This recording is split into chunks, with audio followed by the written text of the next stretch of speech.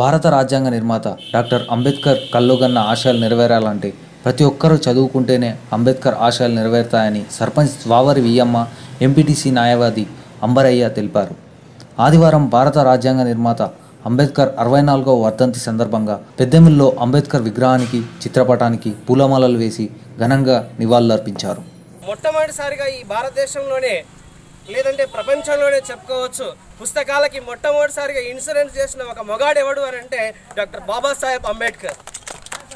ఈరోజు ప్రపంచమంతా కూడా డాక్టర్ బాబాసాహెబ్ అంబేద్కర్కి దాసోహం పలుకుతుంటే భారతదేశ ప్రజలు ఇంకా భారతదేశంలో రాజ్యాంగాన్ని నిర్మించి రాజ్యాంగం చేత ఏర్పడబడినటువంటి రాజకీయ నాయకులు సైతం కేవలం మొక్కుబడిగా వర్ధంతి జయంతిలు మాత్రమే చేస్తున్నారే తప్ప ఆయన సిద్ధాంతాన్ని ఆయన నినాదాన్ని నిజంగా ప్రజలలోకి తీసుకుని వెళ్ళి ప్రతి ఒక్క వ్యక్తిని విద్యావంతులను చేసి చైతన్యపరిచిన నాడు, ప్రతి ఒక్కరూ ఆర్థికంగా సామాజికంగా రాజకీయంగా ఎదిగిన నాడు బాబాసాహెబ్ అంబేద్కర్ అన్నటువంటి కళలు నిజమవుతాయి.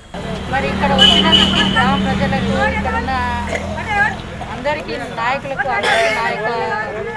అభినందనలు తెలుపుతున్నాను.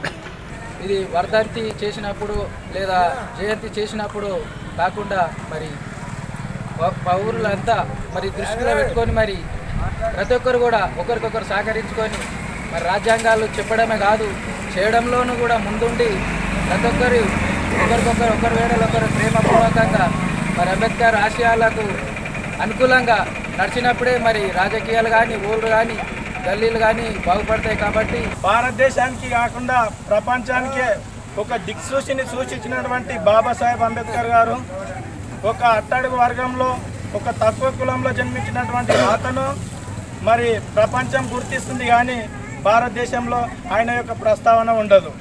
మరి గత 3 సంవత్సరాలుగా కేసీఆర్ చెప్పినటువంటి బాబాసాహెబ్ అంబేద్కర్ గారి 120 అడుగుల విగ్రహాన్ని మరి ట్యాంక్ బండ్ దగ్గర నిర్మిస్తామని చెప్పినటువంటి కేసీఆర్ గారు ఈరోజు సుమారుగా 1000 కోట్లకు పైగా ఖర్చు పెట్టి ప్రగతి భవనాన్ని నిర్మిస్తున్నాడు.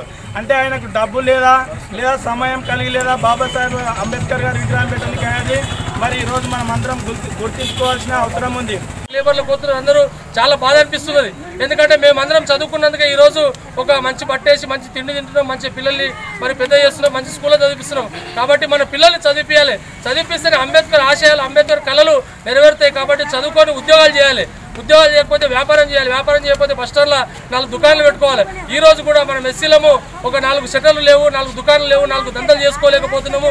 కాబట్టి మనము ఆ రోజు నుంచి కూడా ఎంకటైనా బ్రదర్స్ మరి మార్కెట్లోకి వచ్చి వాళ్ళు దంతలు చేస్తారు. కాబట్టి మన మాలమాదిగోళ్ళు కూడా మన ఎస్సీలు కూడా షెడ్యూల్డ్ కులాలు కూడా మనమందరము లంబడోళ్ళు కానీ మాదిగోళ్ళు కానీ బీసీలు కానీ ఒక షట్టర్లు వేసి కులాలు మరి అందరూ వ్యాపారం చేసుకొని అందరం ముందుకు రావాలని చెప్పేసి కోరుకుంటూ అంబేద్కర్ సిద్ధాంతాలు మనం ముందుకు తీసుకోవాలని చెప్పి కోరుకుంటూ జై భీమ్ తెలియజేస్తూ